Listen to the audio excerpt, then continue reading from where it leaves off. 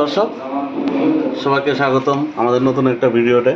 আমরা আজকে এই টুলটা প্রথমে হচ্ছে আনবক্সিং করবো এবং সেটা কিভাবে কাজ করতে হবে সেটা আপনাদেরকে দেখাবো।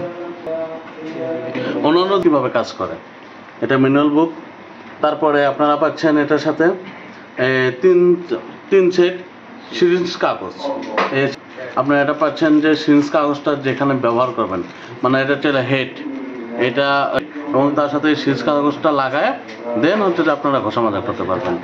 এবং তার পরবর্তীতে আপনারা পাচ্ছেন একটা হচ্ছে কাটার, এটা হচ্ছে এক ধরনের ব্লেড, এগুলো আছে এগুলো কাটতে পারবেন। দেখবেন একটু ভিডিওটা ক্লোজ করলে যে এখানে সুন্দর দাঁত আছে, মানে সুন্দর ঘাস কাটা আছে, খোলা এবং বন্ধ করতে পারবো। এবং তারপরে আপনারা পাচ্ছেন এর সাথে হচ্ছে যে আরেকটা টুল, এটা দিয়ে হচ্ছে যে বিভিন্ন জায়গায় হচ্ছে যে আপনার এই মেশিনটাই হচ্ছে যে আমাদের মূল আকর্ষণ। এখানে মাল্টিফাংশন টুল বলার কারণ হচ্ছে কি, এটা দিয়ে এক ধরনের কাজ করতে পারবেন, এটা দিয়ে এক ধরনের কাজ করতে পারবেন এবং এটা দিয়ে আরেক ধরনের কাজ করতে পারবেন।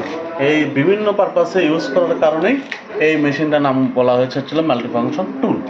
আচ্ছা, প্রথমে মেশিনটা যখন আপনার হাতে নেবেন, হাতে নিয়ে দেখবেন যে এটা খুবই হ্যান্ডি একটা প্রোডাক্ট, যে এক হাতে আপনি যে কোনো জায়গায় ইউজ করতে পারবেন।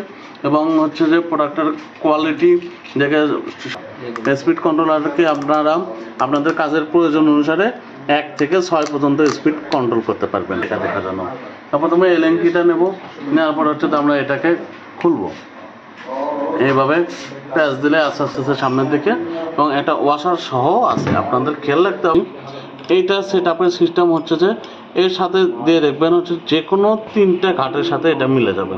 তারপরে যা হচ্ছে যে আপনাদের এই জিনিসটা এর সাথে লাগাই দেবেন, মানে বোল্টটা লাগাই যায় আপনার হচ্ছে এলএনকি দিয়ে আপনার এটা টাইট দেওয়ার পরে প্রথমে প্লাস্টিকটাকে হচ্ছে যে আপনার করে নেব, সারাই নিলাম, নেওয়ার পরে এখানে চাপ দিলে আর কি ছেড়ে যাবে। তারপরে এই যে এই ঘাটগুলো দেখবেন, এই যে সেটা পাওয়ার বাটন দেবেন, এই যে পাওয়ার বাটন দেওয়া মাত্রই এটা মেশিনটা কাজ করা শুরু করতে। এবং এটার মূল কাজ হচ্ছে যে এখানে লাইটটা দেওয়া হচ্ছে, অনেক জায়গায় অন্ধকারে যদি আপনাদের কাজ করার দরকার পড়ে সেক্ষেত্রে এই লাইটটা আপনাদের হেল্প করবে।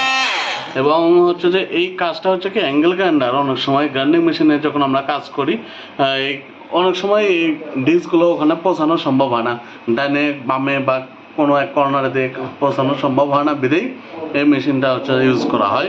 সেকেন্ড হচ্ছে যে ছোট ছোট জিনিসগুলো আছে যেরকম হচ্ছে চারদিকে ঘোরে, এটা ঘুরবে না, মানে এক থেকে মানে এই পাশ থেকে এই পাশে যাবে, আবার এই পাশ থেকে এই পাশে আসবে, এরকম করে ডান বাম করে কাটবে আর কি, আপনাদের ভাইব্রেট করবে না।